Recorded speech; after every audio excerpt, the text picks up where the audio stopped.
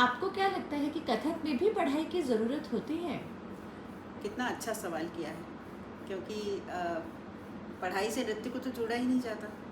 हमेशा ये सोचा जाता है कि नृत्य कर रहे हैं तो पढ़ाई की क्या ज़रूरत है। मेरे अपने साथ ऐसा हुआ है कि मेरे अपने कुछ रिश्तेदारों ने, जब उनसे मैं कभी कहती थी कि मैं अभी पढ़ाई कर रही हूँ, अच्छा तुम्हें भी पढ़ना पड़ता है। तो ये बड़ी मतलब एक उनके लिए अद्भुत बात थी कि मैं डांस करती हूँ और मुझे पढ़ना है।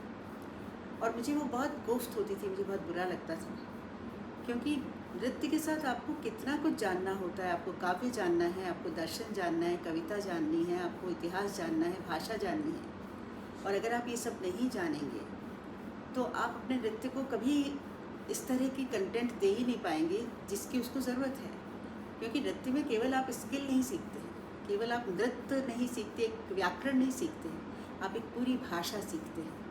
और उस जब भाषा को आप सीखते हैं तो उस भाषा के लिए आपको पढ़ना पड़ता है। किसी भी हालत में आप बिना पढ़े तो अपने नृत्य को गंभीरता से ले ही नहीं सकते, क्योंकि फिर तो ये होगा कि जैसे कि आपकी एक एक्टिविटी है, आपने कर ली, पर अगर आप गंभीरता से उसको ले रहे हैं तो फिर आपको ये करना पड़ेगा कि आप पढ़ाई करें।